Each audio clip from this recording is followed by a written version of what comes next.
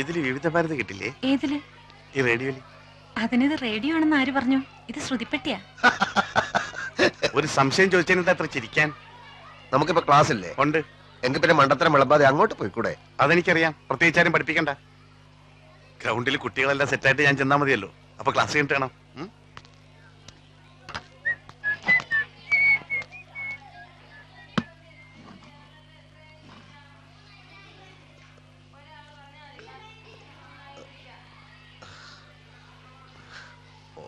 ഞാൻ ശ്രദ്ധിക്കായിരുന്നു, ഒരാൾ പാടിക്കൊടുക്കുന്നത് എങ്ങനെയാ മറ്റുള്ളവർ അതേപോലെ പാടുന്നേ? കുട്ടികളാവുമ്പോ പാട്ടിനോടൊരു വാസനയൊക്കെ ഉണ്ടാവും. അതുണ്ടാവും. എന്നാലും പാട്ട് പഠിച്ചു തുടങ്ങാൻ ഏത് പ്രായം നല്ലത്? ചെറിയ പ്രായത്തിൽ പഠിച്ചു തുടങ്ങുന്നതാണ് ഉറക്കാൻ നല്ലത്. എന്താ മാഷക്ക് പഠിച്ചാ കൊള്ളാൻ തോന്നുന്നുണ്ടോ? എനിക്ക് ആ പ്രായമൊക്കെ കഴിഞ്ഞു പോയില്ലേ? എന്നാലും ഒന്ന് ശ്രമിച്ചു നോക്കണം, നല്ലതാ. അപ്പോഴേ അതിന്റെ ബുദ്ധിമുട്ട് മനസ്സിലാവുള്ളൂ.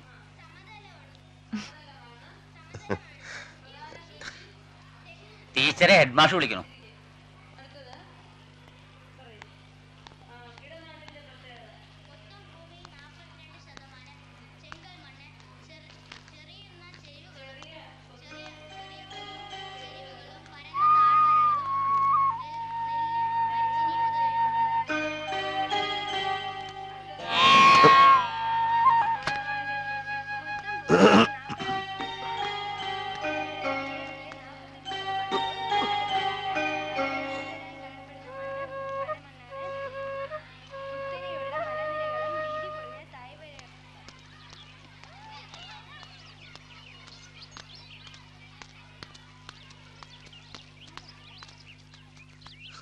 ഞാൻ വായനശാലയിലേക്ക് പോവുക.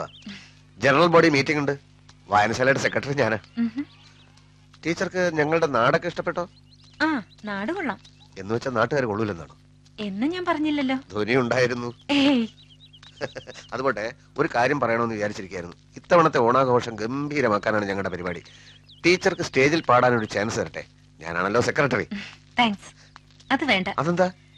അത് ഓണം വെക്കേഷന് ഞാൻ നാട്ടിൽ പോവും. അല്ല, ഇത്തവണത്തെ ഓണം ഇവിടെ ആകുന്നത് കൊണ്ട് എന്താ കുഴപ്പം? എന്റെ നാട്ടിലായാലും എന്താ കുഴപ്പമുണ്ടോ? അതില്ല. ടീച്ചറിന്റെ വീട്ടിൽ ആരൊക്കെ ഉണ്ട്? എന്റെ വീട്ടില് അന്ന് വന്നൊരു അമ്മാവനില്ലേ, ആ അമ്മാവനുണ്ട്, അമ്മയുണ്ട്, അമ്മായി മക്കളും ഉണ്ട്. അച്ഛൻ? അച്ഛൻ സന്യാസിയാ. സന്യാസിയോ? ആ, ഇപ്പൊ ഏതോ ആശ്രമത്തിലുണ്ട്. അച്ഛൻ അത്രക്ക് ആത്മീയവാദിയാണോ? ആത്മീയവാദിയായിട്ടൊന്നുമല്ല, പ്രാരാബ്ദങ്ങൾ ഏറ്റെടുക്കാൻ വയ്യാത്തോണ്ടാ. ഓഹോ, എല്ലാവരുടെ ജീവിതത്തിൽ ഉണ്ടാവും പ്രാരാബ്ധത്തിന്റെ ഒരു കാലഘട്ടം. എന്റെ ജീവിതത്തിൽ ആ ഘട്ടം കഴിഞ്ഞു. ഇപ്പോ ഒന്ന് സെറ്റിൽ ചെയ്യാം എന്നായിട്ടുണ്ട്. ഏതായാലും ടീച്ചറിന്റെ ഈ തുറന്ന മനോഭാവം എനിക്ക് വളരെ ഇഷ്ടമായി. ഇപ്പോഴത്തെ പെൺകുട്ടികൾക്ക് ഇല്ലാത്തതാണിത്. എന്തോ ടീച്ചറിനെ പറ്റി കൂടുതൽ അറിയാനും സംസാരിക്കാനും ആഗ്രഹം തോന്നുന്നു. ആട്ടുംകാട്ടിട്ടാ പോരാ, ചാണടണം.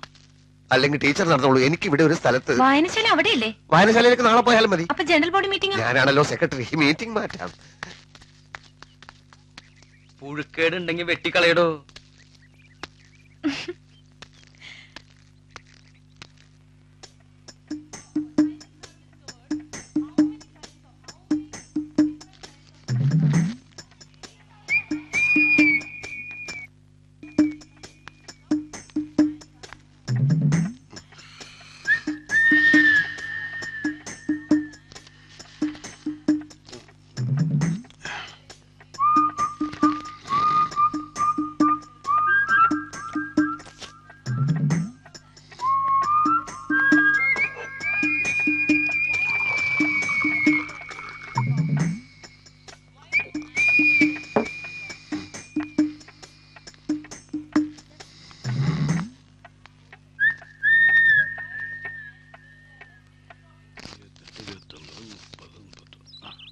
എണ്ണി നോക്കിക്കോളൂ.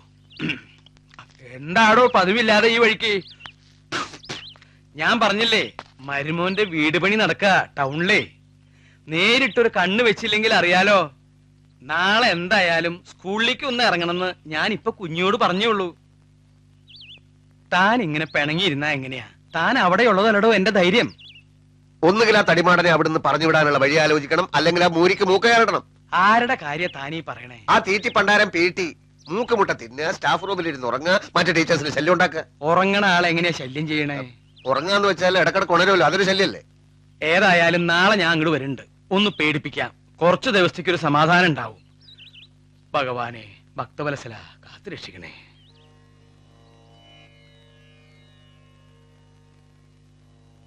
ഈശ്വര.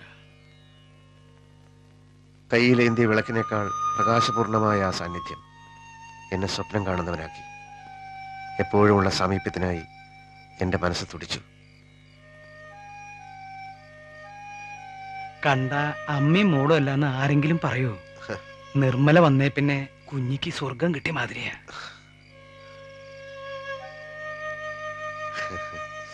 അല്ല, ആരാത്? ഇങ്ങനെ ഒരാളുണ്ടോ? ഒന്നിനും സമയം തികയുന്നില്ല. സ്കൂളിലെ കാര്യങ്ങൾ നോക്കേണ്ട ആൾ പുരപ്പണിക്കും കൃഷിപ്പണിക്കും നടന്നാൽ അവിടുത്തെ കാര്യങ്ങൾ നോക്കാനും ആള് വേണ്ടേ? ബാലൻ അവിടെ ഇല്ലായിരുന്നെങ്കിൽ പണ്ടേ ഇങ്ങനെ സർക്കാർ പറഞ്ഞു വിടുമായിരുന്നു ഇവിടെ എപ്പോഴും പറയാറുണ്ട്. ഉവ്വ്. പിന്നെ ടീച്ചർക്ക് സ്കൂളിൽ വല്ല ബുദ്ധിമുട്ടും ആരെ കൊണ്ടെങ്കിലും ഉണ്ടെങ്കിൽ ഇവിടെ പറഞ്ഞാൽ മതി കേട്ടോ. ആ കുട്ടിക്ക് യാതൊരു ബുദ്ധിമുട്ടുമില്ല. കുട്ടിയുടെ പാട്ട് കേട്ടാ തനിക്കല്ലേ ബുദ്ധിമുട്ട്? പാട്ട് കേട്ടാ ബുദ്ധിമുട്ടോ? ആ എന്താ ബാല ഇങ്ങനെയൊക്കെ പറയാൻ തോന്നണേ? ഈ മോള് സന്ധ്യക്ക് നാമം ചൊല്ലണത് കേട്ടാ വെറുതെ കണ്ണടച്ചിരുന്നാ മതി. സാക്ഷാൽ അമ്പാടിക്കണ്ണൻ മുമ്പിൽ വന്ന് നിക്കണ മാതിരി തോന്നും. സംഗീതം ജീവിതത്തിന് ആവശ്യമുള്ള സാധനം അല്ലാന്ന് വിശ്വസിക്കുന്നവരോട് അതിന്റെ മഹത്വം പറഞ്ഞിട്ട് എന്താ കാര്യം എന്റെ കുഞ്ഞി? അങ്ങനെയല്ല സർ, സത്യത്തിൽ ഇപ്പോ പശ്ചാത്തലത്തിൽ സംഗീതം ഇല്ലാതെ ക്ലാസ് എടുക്കാൻ പറ്റില്ല എന്നുള്ള അവസ്ഥയിലായിട്ടുണ്ട്. എന്നാ ഒരു കാര്യം ചെയ്യാം, നാളെ തൊട്ട് കുറച്ച് പക്കമേളക്കാരും കൂടി ഏർപ്പാട് ചെയ്യാം. എന്താ?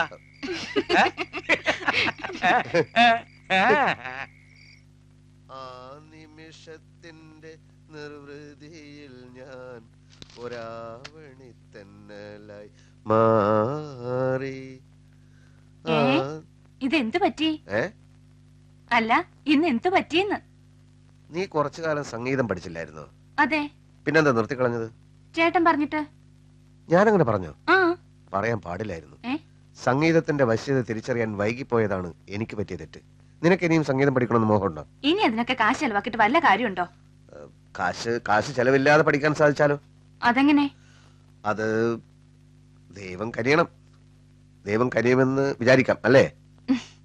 ദൈവം ഫ്രീ ആയിട്ട് ഇവിടെ വന്ന് സംഗീതം പഠിപ്പിക്കുമെന്നാണോ? ദൈവത്തിന് മ്യൂസിക് അത്ര വശമില്ല. ചിലപ്പോ വേറെ ആളിനെ അയച്ചേക്കും. ആരെ? തൽക്കാലം ഇത്ര അറിഞ്ഞാ മതി.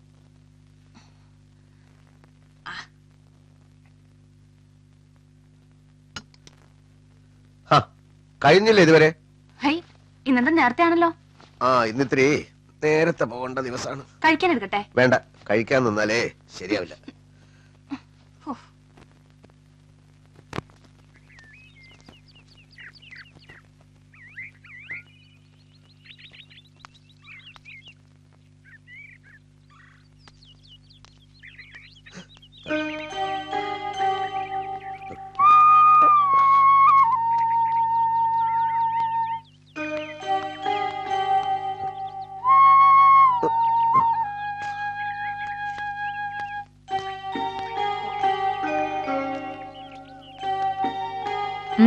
എന്ത് പറ്റി?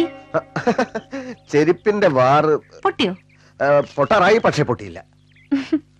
ഈ വഴി കൂടാണ് ഇന്ന് സ്കൂളിൽ പോകുന്നത്? ഈ വഴിക്കും പോകാം. വീട്ടിൽ നിന്ന് മൊത്തം 3 വഴികളാവും സ്കൂളിലേക്ക്. ഒരു വഴി ബോറടിക്കുമ്പോ അടുത്ത വഴി കൂടെ പോകും. പക്ഷെ എനിക്ക് ഏറ്റവും ഇഷ്ടം ഈ വഴിയാ. ടീച്ചറിന് ഈ സമയത്ത് ഞാൻ പ്രതീക്ഷിച്ചില്ല. ബുദ്ധിമുട്ടായോ? എന്ത്? ഞാൻ വന്നത് ഏകാന്തത ഇഷ്ടപ്പെടുന്നവർക്ക് അന്യരുടെ സാന്നിധ്യം ബുദ്ധിമുട്ടാവൂല്ലോ. എനിക്ക് ഏകാന്തത തീരെ ഇഷ്ടമല്ല.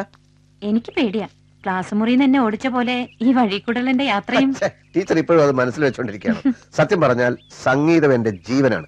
സംഗീതമാണല്ലോ ജീവന്റെ താളം. പാട്ടുപാടി മഴ പെയ്ച്ചതിനെ പറ്റിയൊക്കെ എനിക്കറിയാം.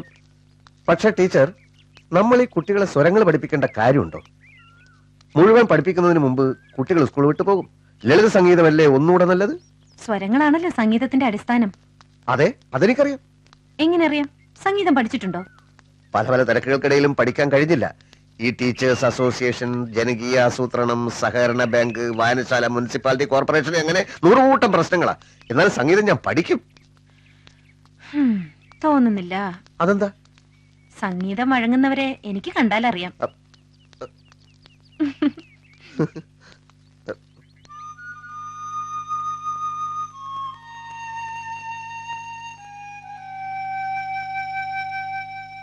അടുത്തെത്തുമ്പോൾ പറയാനുള്ളത് പറയാനാവാതെ വിഷമിച്ചപ്പോൾ കത്തെഴുതാമെന്ന് തീരുമാനിച്ചു.